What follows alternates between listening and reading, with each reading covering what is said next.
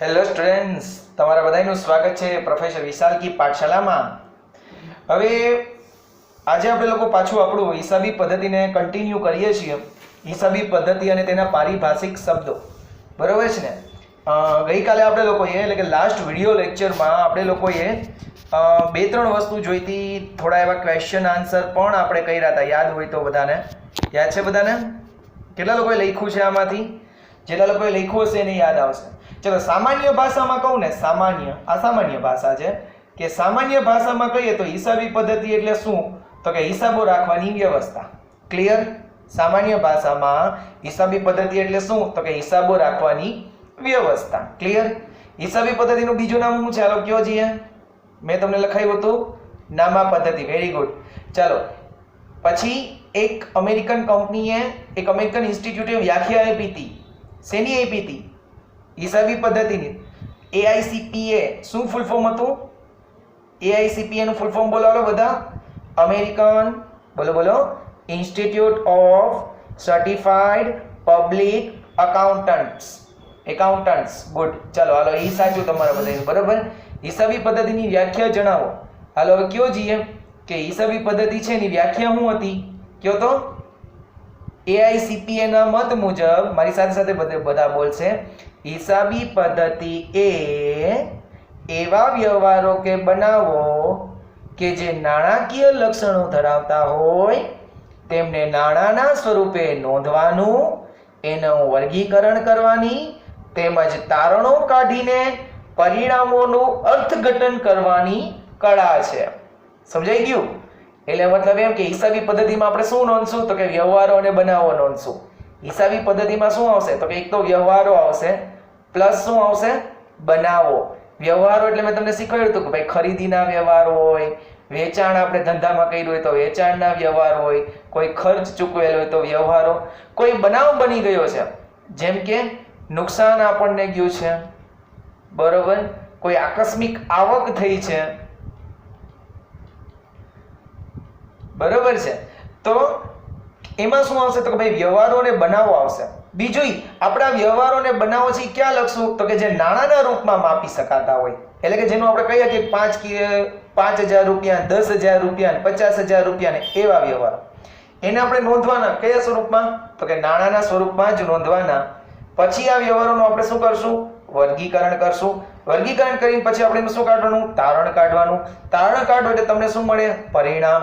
અને પરિણામનું તમારે શું કરવાનું છે? અર્થઘટન. ક્લિયર બધાને? ગુડ. ઓકે. મેં તમને લાસ્ટમાં કીધું હતું કે હિસાબી પદ્ધતિના લક્ષણો જણાવો. તમને મેં 7 લક્ષણ લખાવ્યા હતા. યાદ આવે છે? પહેલું લક્ષણ મેં ઈઝી યાદ રાખી દીધું કે ભાઈ આમાં નાણાકીય લક્ષણ છે, એનો મતલબ એમ કે નાણાકીય વ્યવહારો જ નોંધવામાં આવે છે. એટલે આપણે પહેલું જ લક્ષણ જોયું હતું. કેવું?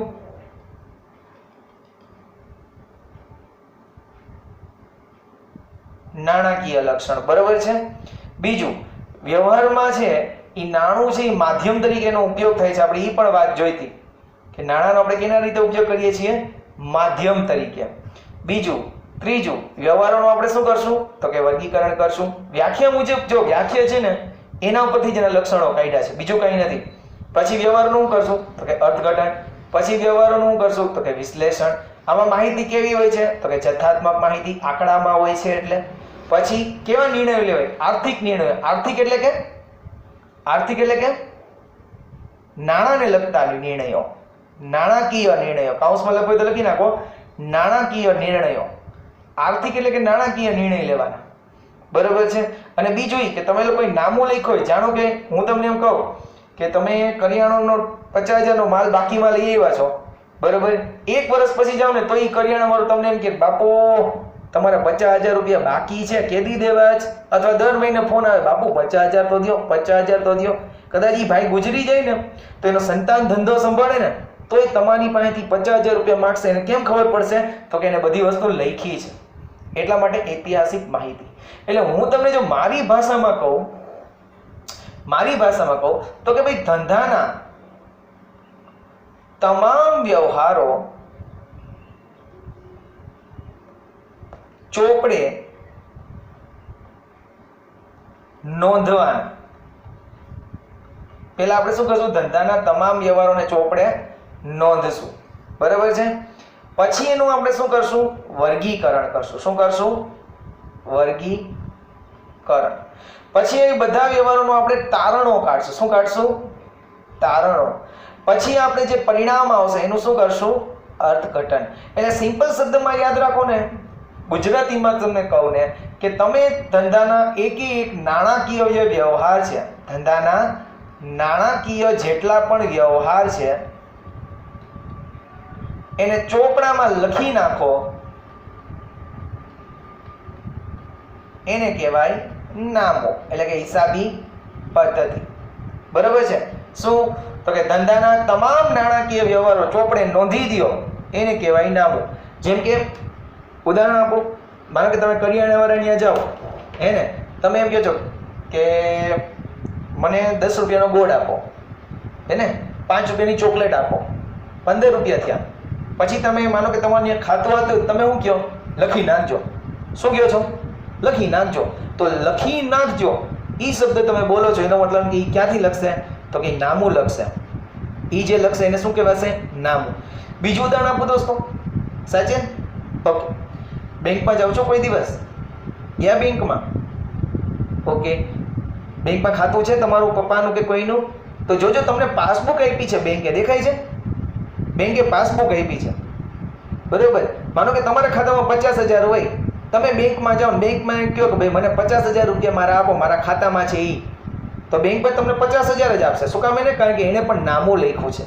એ ચોપડી છે ને એક નામાનો પ્રકાર છે જે તમને દેખાડે છે કે બેંક, તમે બેંક પાસે કેટલા રૂપિયા માંગો છો, એ બેંકે પોતે જે લખ્યું છે, એ જે લખેલો હિસાબ તમને આપે છે, એને પણ નામું જ કહેવાય છે દોસ્તો. તો આ નામાના ઉદાહરણો છે. સમજાણું? હવે તમને બેઝિક આઈડિયા આવી ગયો કે નામું શું હોય છે? ક્લિયર બધા લોકોને? શ્યોર? ઓકે, દરરોજ મહેનત કરશો ને, હવે બધા બનશો ને આપણે CA, CS, CMA, હે, ગવર્મેન્ટ ઓફિસર. ગવર્મેન્ટમાં પણ હોય, એકાઉન્ટન્ટ હોય, એકાઉન્ટન્ટની ભરતી થતી હોય. એટલે આપણે હવે શું કરશું? બીજું ગ્રુપ પણ બનાવશું, બરોબર છે, ટેલિગ્રામમાં, કે ધોરણ 11માંથી જ આપણે લોકો કોમ્પિટિટિવના થોડા ટોપિક્સની ચર્ચા કરતા જશું. મને એટલું બધું ન આવડતું હોય કોમ્પિટિટિવનું, કારણ કે હું પ્યોરલી કોમર્સનો સ્ટુડન્ટ છું, બરોબર છે, અને પ્યોરલી મેં અકાઉન્ટન્સી ઉપર જ ધ્યાન રાખ્યું છે. પણ છતાં પણ તમારા લોકો માટે મને એમ છે કે હું તમારો ઉત્સાહ વધારી શકું, બરાબર, એના માટે એક ટેલિગ્રામમાં ચેનલ બનાવશું, અને એમાં હું તમને અત્યારથી કોમ્પિટિટિવની તૈયારી, એટલે કે ગવર્મેન્ટમાં તમે એકાઉન્ટન્ટ બનો અથવા તલાટી બનો અથવા ક્લર્ક બનો, એની જોબ આવે એની અત્યારથી આપણે તૈયારી કરીએ. સાથે સાથે તમને લોકોને હું કહી દઉં કે ધોરણ 12 કોમર્સ પછી તમે IAS ની પણ તૈયારી કરી શકો. IAS અથવા તો UPSC યાદ છે બધાને? કલેક્ટર જોઈએ ને, કલેક્ટર, બરોબર છે? તો એવી જે ઊંચી પોસ્ટ છે, બરોબર, એની પણ તમે તૈયારી કરી શકશો. તો આપણે અત્યારથી જ એવું ધ્યેય રાખીએ 11મા ધોરણથી જ કે આપણે લોકો છે ઉચ્ચતમ કોર્સ મેળવી શકીએ, બરોબર? શ્યોર? ઓકે, ચલો સ્ટુડન્ટ્સ, હવે તમે લોકો છે એ પેજ નંબર 2 ઉપર હિસાબી પદ્ધતિના લક્ષણો આવી જાઓ. અહીંયા બાજુમાં લખી નાખજો ક્વેશ્ચન નંબર 1. અહીંયા શું લખજો? Question number 1. શું કામ એને?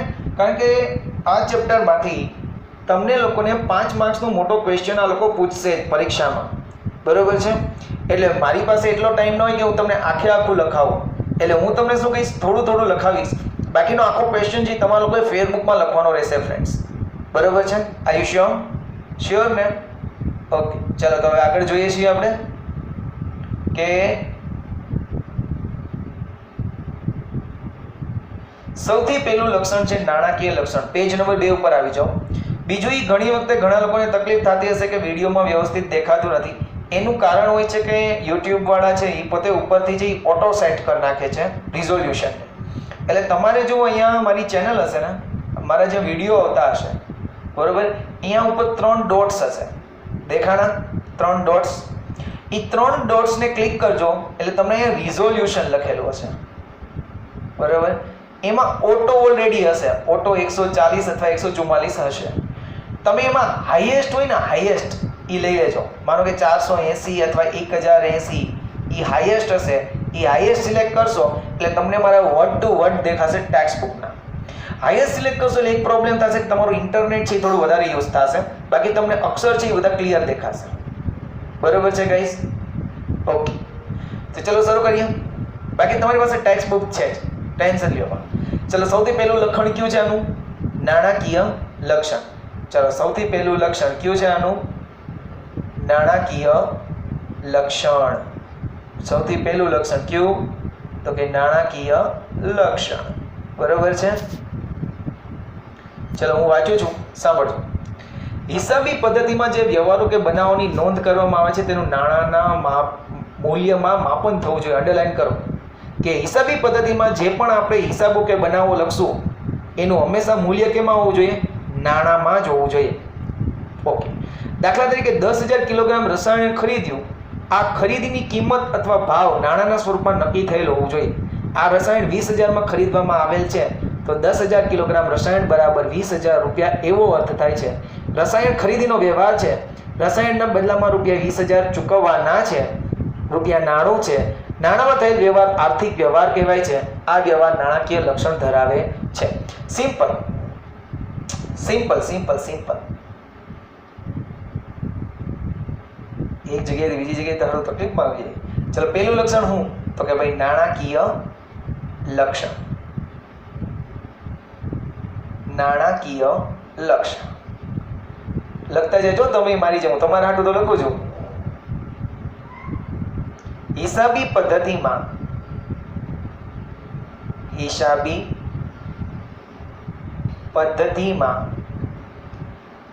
એવા વ્યવહારો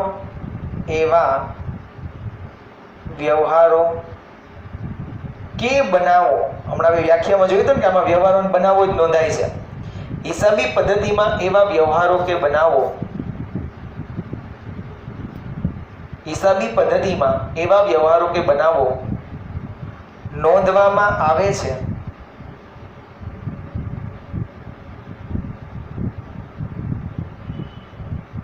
કે જેને નાણાંના મૂલ્યમાં માપી શકાય.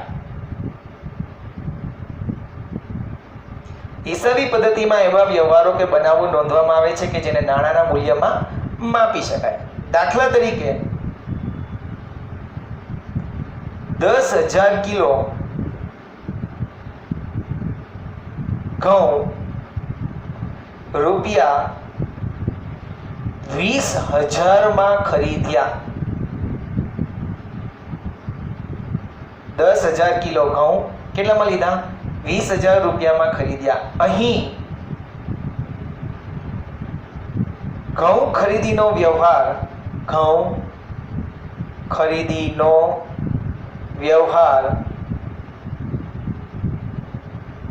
રૂપિયા 20,000 છે, જે નાણાકીય મૂલ્ય દર્શાવે છે. પેલું ક્લિયર ગાઈસ? બધાને ક્લિયર? એક વખત વાંચો ચાલો બધા કે હિસાબી પદ્ધતિમાં એવા વ્યવહારો કે બનાવો નોંધવામાં આવે છે કે જેને નાણાંના મૂલ્યમાં માપી શકાય. દાખલા તરીકે 10,000 કિલો ઘઉં રૂપિયા 20,000 માં ખરીદ્યા. તો અહીંયા ઘઉં છે એ ખરીદીનો વ્યવહાર છે. કેટલામાં લીધા? તો કે 20,000 માં લીધા. તો 20,000 રૂપિયા છે એ નાણાકીય મૂલ્ય દર્શાવે છે. Clear guys? બધાને બોલો ક્લિયર? પેલું લક્ષણ કયું છે? નાણાકીય વ્યવહાર. આયુષ્યો થેન્ક યુ. ચલો બીજું લક્ષણ, નાણું ફેરબદલીના માધ્યમ તરીકે. બરાબર છે? નાણું છે એ ફેરબદલીના શું છે? માધ્યમ તરીકે છે. નાણું ફેરબદલીના માધ્યમ તરીકે. બરાબર છે? હિસાબી પદ્ધતિમાં નોંધવામાં આવતા વ્યવહારો કે બનાવો નાણાંના માધ્યમથી જ અસ્તિત્વમાં આવે છે. 10,000 કિલોગ્રામ રસાયણ જેના દ્વારા વેચવામાં આવેલ છે તે રસાયણના બદલે નાણાં મેળવે છે અને આ નાણાંને બદલે તે અન્ય કોઈ પણ વસ્તુ કે સેવા ખરીદી શકે છે. વેચનારના વ્યવહારો નીચે પ્રમાણે સમજી શકાય કે વેચનાર પાસે 10,000 કિલો રસાયણ છે. રસાયણનું રૂપિયા 20,000 માં વેચાણ કર્યું અને આ 20,000 રૂપિયાનું એ ગમે એ વસ્તુ કે સેવા ખરીદી છે.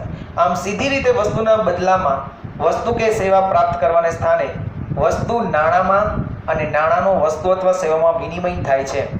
આમ નાણું વ્યવહાર કે બનાવવા માટે ફેરબદલીનું માધ્યમનું કામ કરે છે. બરાબર છે? તો લખો બીજો વ્યવહાર,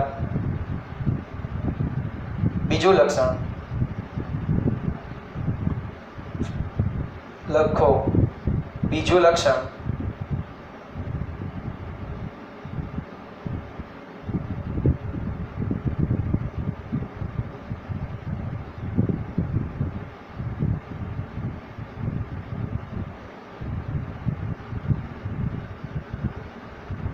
લખજો બીજું લક્ષણ નાણું ફેરબદલીના માધ્યમ તરીકે થોડીક સરળ ભાષામાં તમને સમજાઈ જાય એવું કંઈક લખાવું બરોબર છે કે નાણું ફેરબદલીના માધ્યમ તરીકે બીજું એડિંગ આપો લખીએ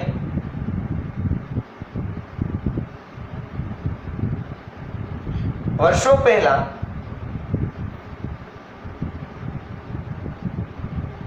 શાટા પદ્ધતિ અનુસાર આપણે વાત કરી હતી આને ખબર ને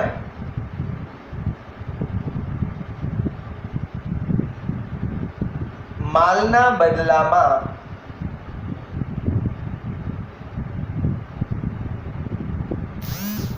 માલ અથવા સેવા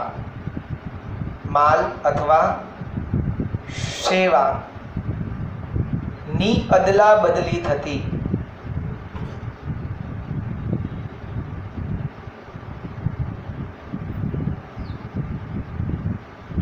ધીમે ધીમે સમય પસાર થતા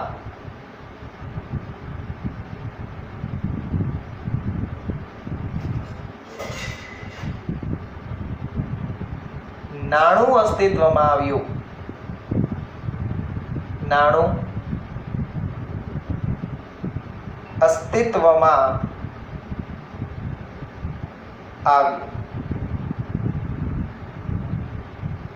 હવે દરેક વ્યવહાર નાણાંના માધ્યમથી જ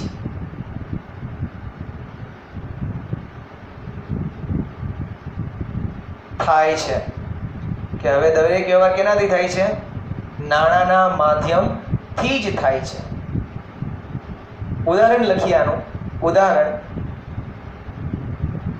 x છે એ વેપારી છે x છે એ શું છે વેપારી એની પાસે ઘઉં પડ્યા છે 10,000 કિલો કેટલા કિલો ઘઉં છે 10,000 કિલો આ ઘઉં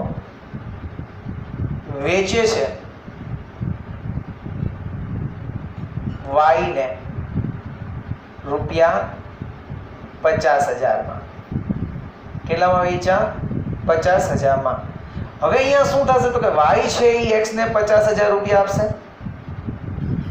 y x ને 50,000 રૂપિયા આપશે y છે x ને શું કરશે 50,000 રૂપિયા આપશે અને x છે આ 50,000 રૂપિયાની શું કરશે 50,000 રૂપિયાનું શું કરશે x તો કે x ને જોઈતી સેવા અથવા માલ અન્ય પાસેથી ખરીદી કરશે તમને એમ થાય સર ટેક્સ્ટ બુકમાં છે એવું તો કંઈ લખાયું નહીં જો ભાઈ હવે તમે લોકો સ્ટાન્ડર્ડ 10th માં નથી સમજાઈ હવે તમે લોકો કેમાં છો 11th કોમર્સ તમારી મૌલિકતા એટલે કે તમે કેટલું સાચું લખી શકો છો કેવી રીતે લખી શકો છો તમે વ્યવહારને કેવી રીતે સમજો છો એ તમારે લખવાનું છે BA ઇકોમાં બરોબર અને અકાઉન્ટની હવે થિયરીમાં ઉદાહરણ સમજાણું તો તમને એમ થયું કે અહીંયા શું થયું બસ હું તમને એ સમજાવવા માંગુ છું કે આ 50,000 રૂપિયા હું તમને શું સમજાવવા માંગુ છું આ 50,000 રૂપિયા કે નાણું છે એના દ્વારા જ દરેક વ્યવહાર થાય છે બરોબર અને હજી એક ટોપિક લખજો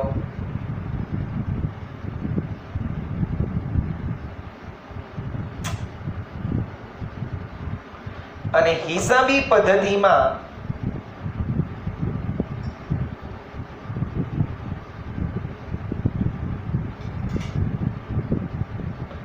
નાણાંમાં જેનું મૂલ્ય આંકી શકાય નાણાંમાં જેનું મૂલ્ય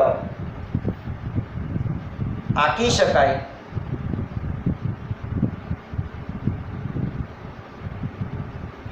તેવા વ્યવહારો અને બનાવો નોંધવામાં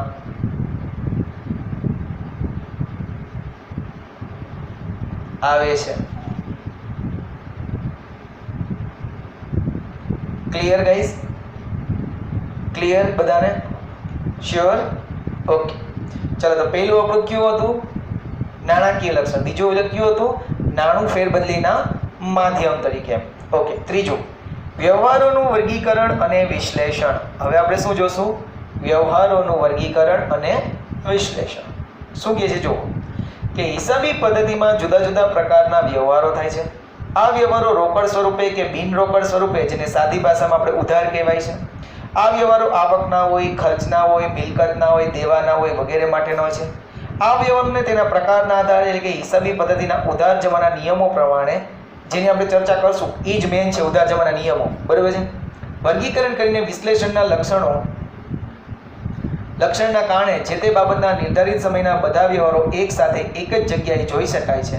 દાખલા તરીકે વર્ષની શરૂઆતની મિલકત કેટલી હતી, કેટલી ખરીદી કરી, કેટલી વેચવામાં આવી, વર્ષના અંતે કેટલી મિલકતો છે, આ તમામ પ્રશ્નોનો જવાબ વર્ગીકરણ વિશ્લેષણ દ્વારા મેળવી શકાય છે.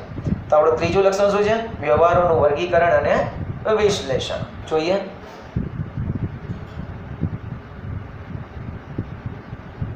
લખો ત્રીજો.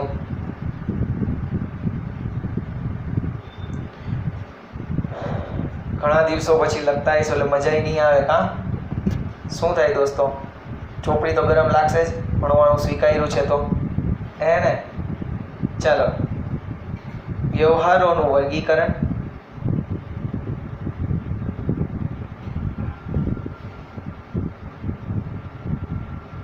અને વિશ્લેષણ.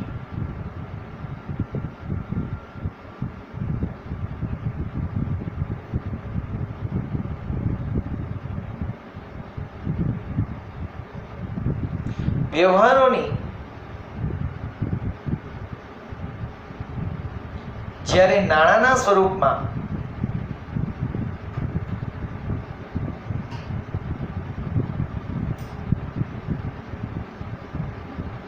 નોંધ કરવામાં આવે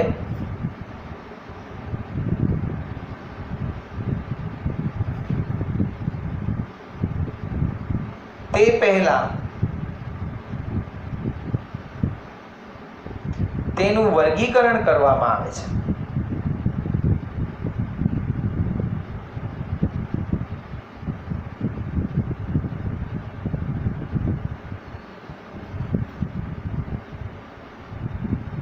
આ વર્ગીકરણ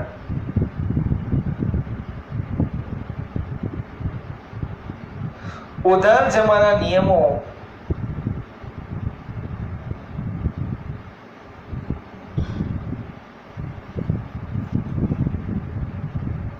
માટે ખાસ ઉપયોગી છે. જો દોસ્તો તમને લોકોને ઉધાર જમાના નિયમો જ મહત્વના છે. એનેથી આપણે આમનોંધ બનાવશું. બરોબર છે? રેગ્યુલર વિડીયો જોજો. આમનોંધ ચકાચકી ન આવડી જાય તો મને કહેજો, આખી જિંદગી નહીં ભૂલાવો તો આમનોંધને. બરોબર છે? ઉધાર જમાનામાં શું એ લોકો નિયમો બનાવશે. બરોબર છે? પણ તમારે ઉધાર જમાના નિયમોનો ઉપયોગ કરવો હોય તો એ પહેલા તમારી વ્યવહારનું વર્ગીકરણ કરવું પડે. વર્ગીકરણ કઈ રીતના? તો કે ભાઈ ઉદાહરણ તરીકે તમને એમ કહું, એનું ઉદાહરણ લખું છું. વ્યવહાર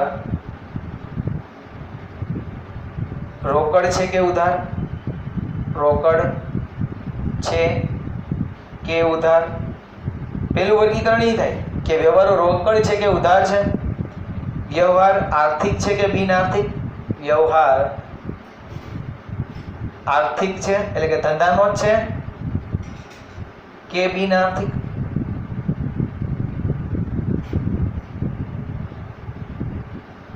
બરોબર છે?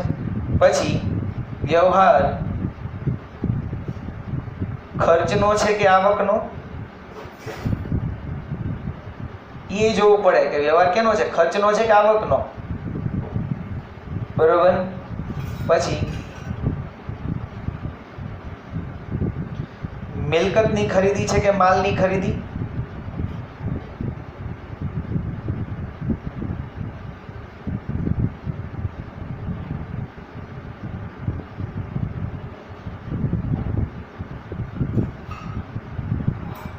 આવું આપણે વર્ગીકરણ કરવું પડશે, બરોબર. અને આના આધારે નામનોંધ લખાતી હોય છે, આમ નોંધ, બરોબર છે, પણ એ ત્યારે જોશું. હવે આનું આપણે વિશ્લેષણની વાત કરીએ. વિશ્લેષણ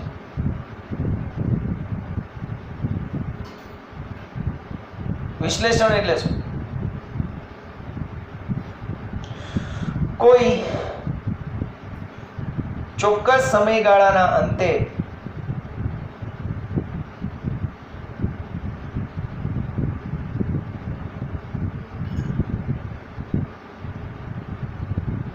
એક સરખા વ્યવહારો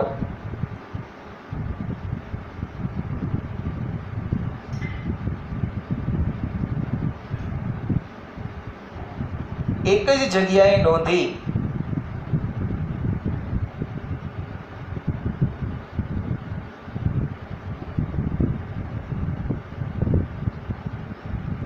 વિશ્લેષણ કરવામાં આવે છે.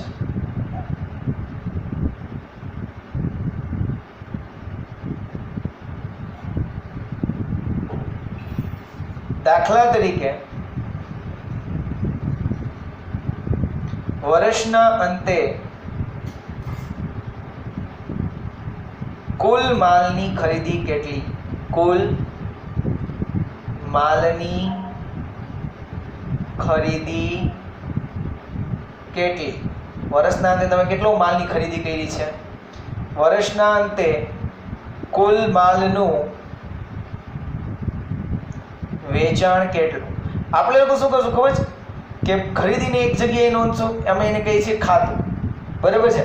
એ જે તમે આગળ ભણશો કે એક જગ્યાએ ખાતું બનાવશું ખરીદીનું, ત્યાં બધી ખરીદી લખશું. એક ખાતું બનાવશું વેચાણનું, ત્યાં બધું વેચાણ લખશું. એટલે વર્ષના અંતે આપણે વિશ્લેષણ કરી શકીએ કે વર્ષના અંતે આપણે કુલ ખરીદી કેટલી થઈ, વર્ષના અંતે કુલ વેચાણ કેટલું થયું, વર્ષના અંતે કુલ ખર્ચ કેટલો ચૂકવ્યો,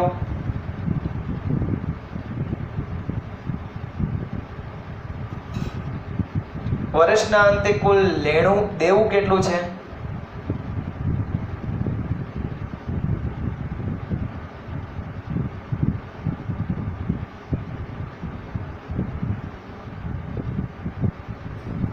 આવું બધું આપણે વિશ્લેષણ કરશું, બરોબર છે. સમજાઈ ગયું વર્ગીકરણમાં?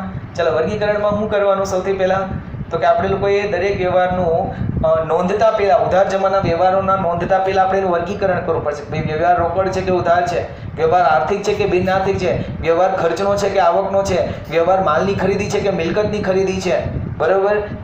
વર્ગીકરણ થઈ ગયું પછી એનું શું કરવાનું? તો કે વિશ્લેષણ કરવાનું. વિશ્લેષણ કરવા માટે તો કે ભાઈ કોઈ ચોક્કસ સમયગાળાના અંતે એક સરખા વ્યવહારોને આપણે એક જ જગ્યાએ નોંધીને એનું વિશ્લેષણ કરશું. જેમ કે વર્ષના અંતે માલની ખરીદી કેટલી, વર્ષના અંતે માલનું વેચાણ કેટલું, વર્ષના અંતે ખર્ચ કેટલો થયો, વર્ષના અંતે આવક કેટલી થઈ, આ તમામ વ્યવહારો.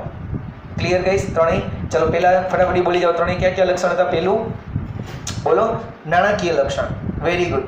બીજું, નાણું ફેરબદલીના માધ્યમ તરીકે, ઓકે. ત્રીજું, વ્યવહારોનું વર્ગીકરણ અને વિશ્લેષણ. તમે આ જ નોટ વાંચજો દોસ્તો, જેટલું આ વાંચશો એટલો તમને ફાયદો રહેશે, બરોબર છે, ઓકે. હવે આવે છે વ્યવહારોનું અર્થઘટન. હવે નવો ટોપિક ચોથો, વ્યવહારોનું અર્થઘટન. હવે આપણે અર્થઘટન કરવાનું છે. જેમ કે તમે લોકો, આપણે ખબર છે કે ડાયાબિટીસ હોય ને કોઈને, ડાયાબિટીસ, તો એનું નોર્મલ ડાયાબિટીસ માટે 80 થી 120 એવું માપ આવે ઇન્સ્યુલિનનું. 80 થી 120 કે ને એટલે નોર્મલ ડાયાબિટીસ હોય, બરોબર છે, નોર્મલ, બરોબર, કે જેવું દરેક સામાન્ય માણસોને હોય. પણ 120 કરતાં ટપી જાય ને તો સમજી લેવાનું કે આને ડાયાબિટીસ જબરું છે. માનો કે 80 કરતાં ઓછું હોય તો સમજી લેવાનું કે આના શરીરમાં ઇન્સ્યુલિન ઓછું છે, બરોબર છે, ઓકે. તો વ્યવહારનું એવી જ રીતના આપણે અર્થઘટન કરવું પડશે. માનો કે આવક કરતાં ખર્ચ વધારે હોય, આવક છે 50 રૂપિયાની, ખર્ચ થયો 80 રૂપિયાનો, તો 30 રૂપિયા શું થઈ ગયું? ખોટ થઈ. એ અર્થઘટન કર્યું કહેવાય, બરોબર. વાંચો. હિસાબી પદ્ધતિમાં ફક્ત હિસાબો તૈયાર કરવામાં આવતા નથી, પરંતુ હિસાબો નિર્ધારિત નિયમો પ્રમાણે તૈયાર થયા બાદ તેમાં દર્શાવેલ વિગતો અને આંકડાઓના આધારે તેનું અર્થઘટન કરવામાં આવે છે. દાખલા તરીકે કોઈ વ્યક્તિનું બ્લડ પ્રેશર માપવામાં આવે અને તે 120 થી 80 હોય તો તે વ્યક્તિ બ્લડ પ્રેશરની દ્રષ્ટિએ તંદુરસ્ત કહેવાય. 120 અને 80 ની લોહીનું દબાણ માપ છે અને તંદુરસ્તીનું તારણે તેનું અર્થઘટન છે. હિસાબી પદ્ધતિમાં તૈયાર થયેલા હિસાબોનું અર્થઘટન કરી શકાય છે. દાખલા તરીકે ઉપજ 20,000 ને ખર્ચ 12,000 હોય તો 8,000 નો ઉપજ પરનો વધારો એટલે કે આ વ્યવહાર વ્યક્તિને લાભ થયો છે. ઉપજ ખર્ચનો તફાવત એ લાભના સ્વરૂપે છે, જે આંકડાનું અર્થઘટન કહેવાય. ચાલો લખો વ્યવહારોનું અર્થઘટન. ચોથો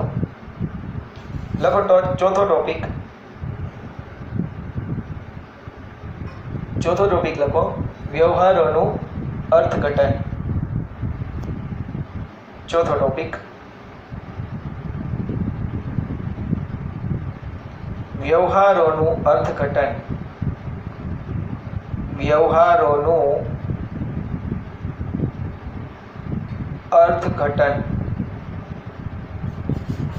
બરાબર છે ગાઈસ? વ્યવહારોનું આપણે શું કરશું? અર્થઘટન કરશું. લખજો એની અંદર આ વાંચી લો એટલે બીજું કંઈ વાંચવું જ નહીં પડે. દોસ્તો અત્યારે હું તમને મફતમાં શીખવાડું છું, પછી મારી બુક વેચાતી હશે, ખબર છે? પછી બધા લોકો લેશે. ચાલો તમે લેશો કે નહીં લ્યો? ખોટી આ પાડોમાં ત્યારે તમે 11માં આવીશો જ નહીં. 2-3 વર્ષ પછી હું બુક બહાર પાડું, થોડા 11માં હશો. હે ને? ચાલો લખીએ વ્યવહારોનું અર્થઘટન. હિસાબી પદ્ધતિમાં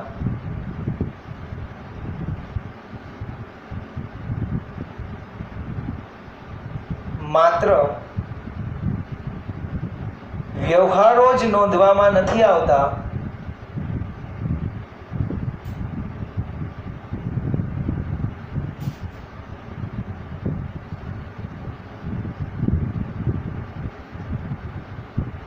પરંતુ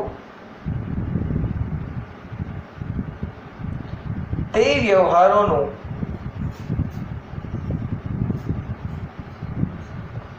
અર્થઘટન પણ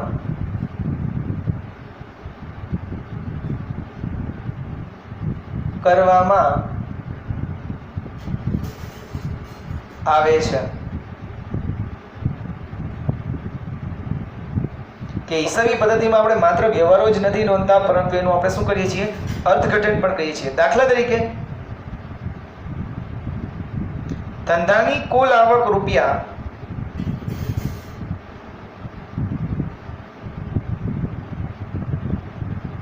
50,000 છે.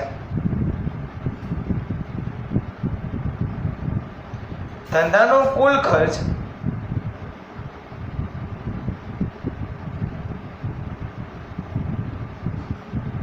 રૂપિયા 30,000 છે. હાલો કયો છીએ? સામાન્ય બુદ્ધિ વાપરો.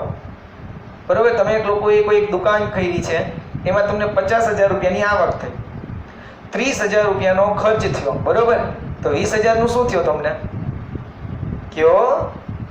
20,000 નું શું થયો તમને? આ 20,000 રૂપિયાનો તમને શું થયો? નફો. શું થયો? નફો. એટલે આ નફો છે એ શું છે? તમારું અર્થઘટન. નફો એ હિસાબી પદ્ધતિનું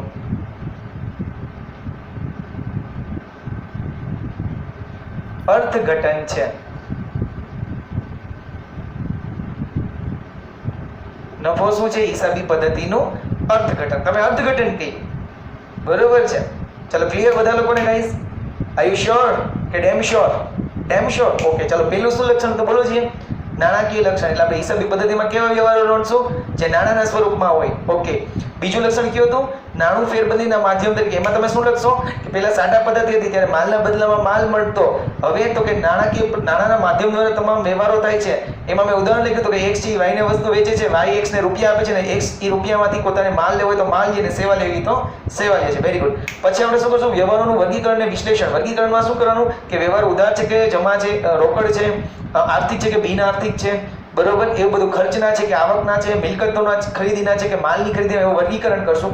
પછી એનું વિશ્લેષણ કરશું. વિશ્લેષણ એટલે કે બધા વ્યવહારો એક સરખા છે ને એક જગ્યાએ લખીને પછી નક્કી કરશું કે વર્ષના અંતે કુલ ખરીદી કેટલી, વર્ષના અંતે કુલ વેચાણ કેટલું, વર્ષના અંતે કુલ ખર્ચ કેટલો ચૂકવો, વર્ષના અંતે કુલ કેટલી આવક થઈ, આપણે કહ્યું હતું. બરોબર છે? વિશ્લેષણ। એને પછી કર્યું આપણે વ્યવહારનું અર્થઘટન। અર્થઘટનમાં શું હોય કે કુલ આવકમાંથી કુલ ખર્ચ માઇનસ કરો એટલે તમને નફો થાય છે, અને નફો થાય એનું શું કહેવાય? અર્થઘટન। ક્લિયર બધા લોકોને? શ્યોર? ઓકે, સરસ। ક્લિયર હોય તો સરસ। તો બીજું કહું, જથ્થાત્મક માહિતી। આમાં કંઈ જાજુ વાંચવાનું ન હોય કે હિસાબોમાં નોંધવામાં આવતી માહિતી નાણાંના સ્વરૂપે હોવાથી તે માહિતીને જથ્થાત્મક માહિતી કહેવામાં આવે છે। જથ્થાત્મક માહિતી એટલે આંકડાકીય માહિતી। લખી નાખો। ચલો, પાંચમું લક્ષણ। અરે આ ક્વેશ્ચન પાકું કરાવી દો, ભારત માગલા કી જે કરીને જોજો ને તમે। પાંચમું, જથ્થાત્મક માહિતી। હું જે ટ્યુશનમાં ગાઈસ ભણાવું છું, અને જે લોકો ટ્યુશનમાં ભણાવતા હશે, બરોબર છે, એનાથી વિશેષ આપણને તમને કોશિશ કરી રહ્યો છું, બરોબર। તો હું ઈચ્છું છું કે તમે બધા લોકો ભણો, બરોબર છે। કદાચ કોરોનામાં આપણામાંથી કોઈ હોય નહીં તો એકબીજાને યાદ કરી શકીએ, બરોબર ને? ઓકે, જથ્થાત્મક માહિતી। હિસાબી પદ્ધતિમાં તમામ વ્યવહારો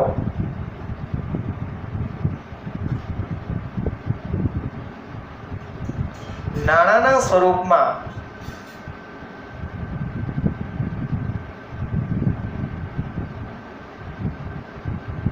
નોંધવામાં આવે છે,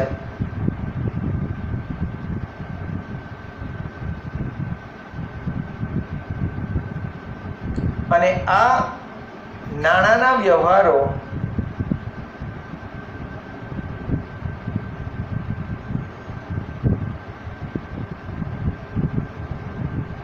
આંકડાકીય સ્વરૂપમાં હોવાથી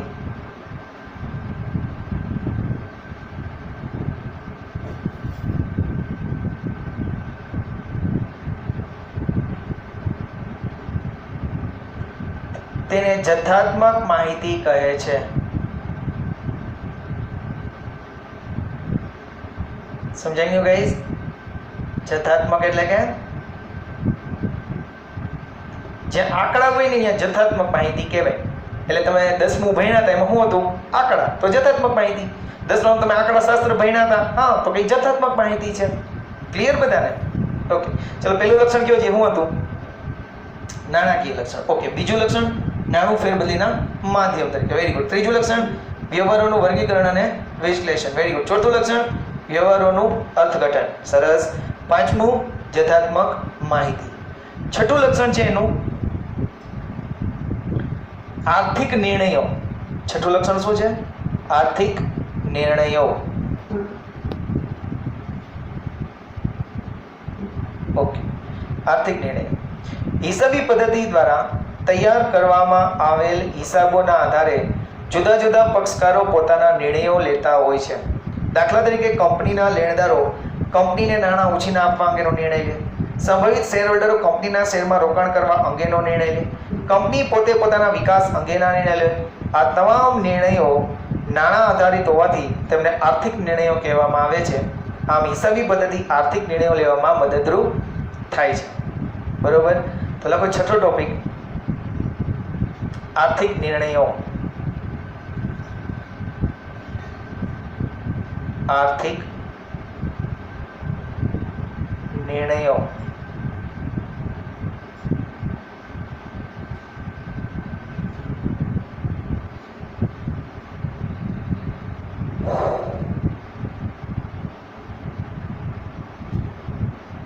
હિસાબી માહિતીમાં હિસાબી પદ્ધતિ દ્વારા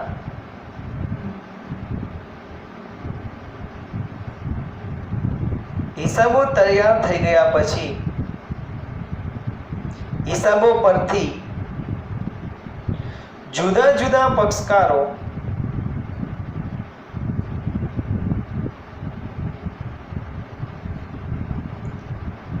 નિર્ણયો લેતા હોય છે।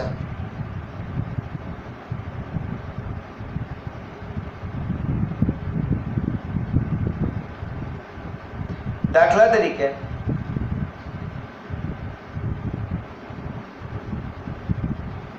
કંપનીને રૂપિયા ઉછીના આપવા કે નહીં, કંપનીને નાણાં ઉછીના આપવા કે નહીં,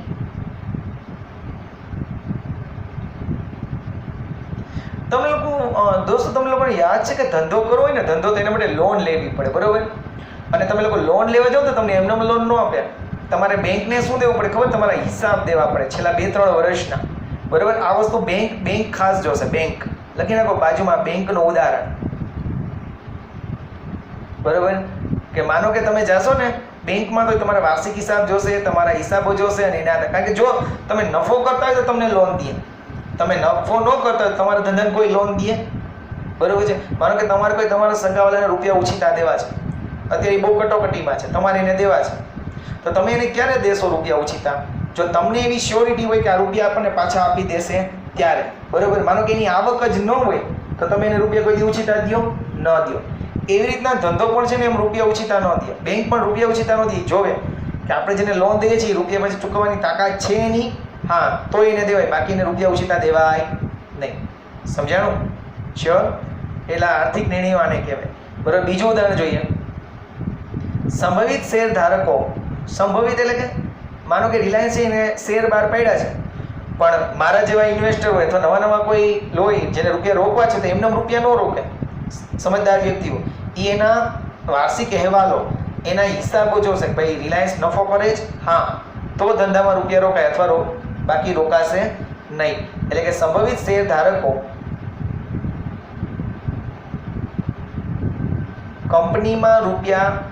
કંપનીમાં નાણાંનું રોકાણ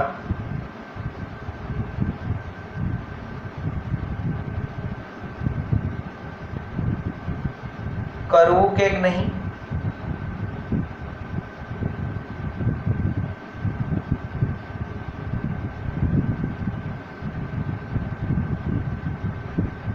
પછી ત્રીજું લખો, ધંધો પોતાના વિકાસ માટે પણ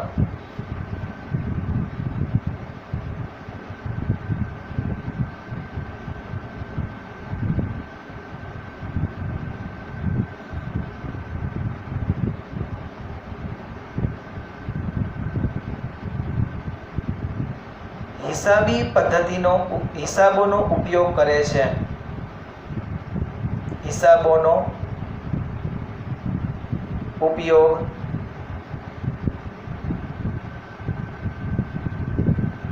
કરે છે. આમ ઉપરના તમામ ઉદાહરણો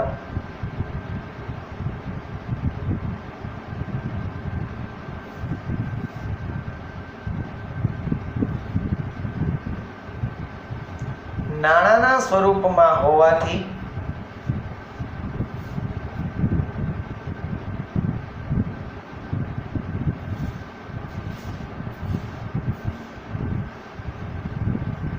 તેને આર્થિક નિર્ણયો કહે છે.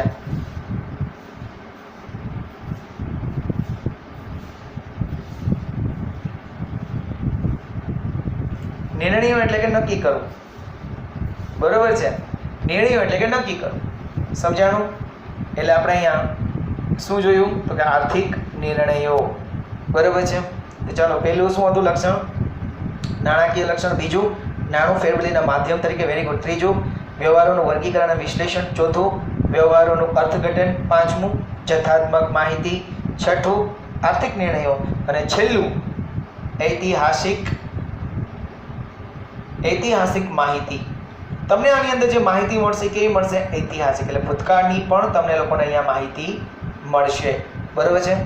જો વાંચો, હિસાબી પદ્ધતિ દ્વારા તૈયાર કરવામાં આવેલા હિસાબોના આધારે હિસાબી પદ્ધતિમાં થઈ ગયેલા વ્યવહારોને બનાવ નોંધવામાં આવે છે. વ્યવહાર કે બનાવ બનેલો હોવાથી તે ભૂતકાળના બને છે. ભૂતકાળ હંમેશા ઇતિહાસ દર્શાવે છે. આ ઇતિહાસના આધારે તૈયાર થયેલા હિસાબો ઐતિહાસિક માહિતી એટલે કે ભૂતકાળની માહિતી અથવા પરિણામો રજૂ કરે છે. તેથી હિસાબી પદ્ધતિ ઐતિહાસિક માહિતી સાથે સંબંધ ધરાવે છે. હિસાબી પદ્ધતિને કોની સાથે સંબંધ છે? ઐતિહાસિક માહિતી માટે. ચાલો આપણે લખીએ આપણા શબ્દમાં. લખો હેડિંગ. સાતમું ઐતિહાસિક માહિતી. સાતમું ઐતિહાસિક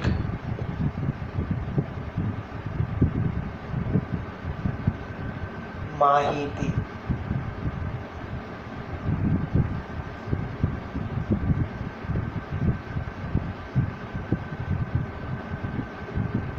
હિસાબી પદ્ધતિમાં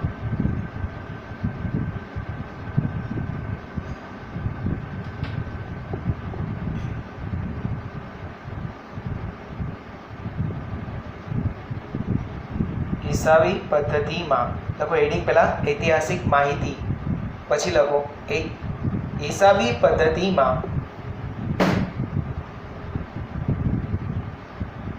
તમામ નાણાકીય વ્યવહારો અને બનાવો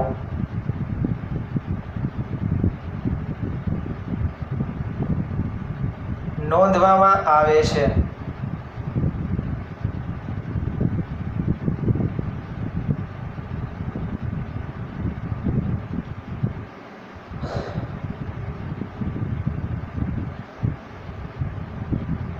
આ નોંધાઈ ગયેલા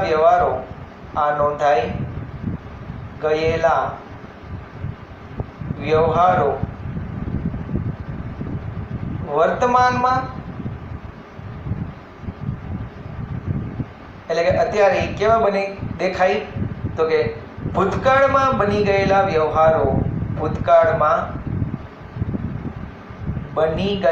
વ્યવહારો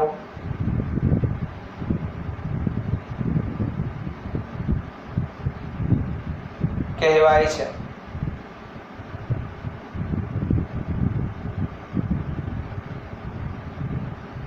અહીં હિસાબી પદ્ધતિમાં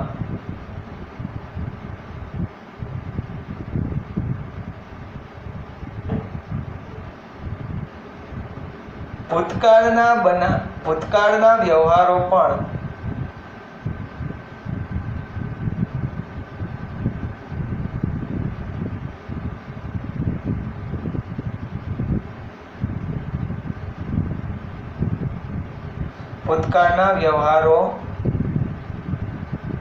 ની માહિતી મળતા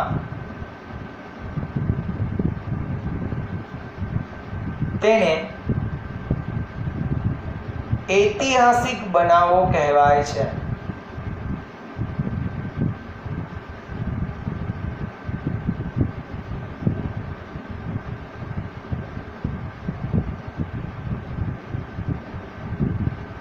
નાઉ ક્લિયર ગાઈસ, આવડ્યું? ચલો બોલો સાથે સાથ હમણાં જો લક્ષણ સાથે સાથ આવડવા જોઈએ. ચલો પહેલું નાણાકીય લક્ષણ, બીજું નાણું ફેરબદલીના માધ્યમ તરીકે, વેરી ગુડ. ત્રીજું વ્યવહારોનું વર્ગીકરણ અને વિશ્લેષણ. ચોથું વ્યવહારોનું અર્થઘટન. પાંચમું જથ્થાત્મક માહિતી. છઠ્ઠું આર્થિક નિર્ણયો. સાતમું ઐતિહાસિક માહિતી. ચલો HW નોંધી લેશો ગાઈસ. જે પણ મેં લખાયું છે એ એકવાર તમારે લોકોએ લખવાનું છે બ્લેક પેનથી. તમે કહેશો સર હવે ફેરબુકમાં તો લખવાનું નહીં, ફેરબુકમાં તો લખવાનું છે, સાથે સાથે બીજું પણ એક અલગથી લખવાનું. જો દોસ્તો હું તમને અત્યારથી એટલે પ્રેક્ટિસ કરાવું છું કે તમે લોકો અત્યારે તમારી આળસને ખંખેરી નાખો, બરોબર છે? અને CA CS CMA બનવા માટે તૈયાર થઈ જાઓ દોસ્તો, બરોબર? કારણ કે મારું ભારતના ભવિષ્ય રાહ જોઈ રહ્યા છે તમારા લોકોની. ઠીક છે?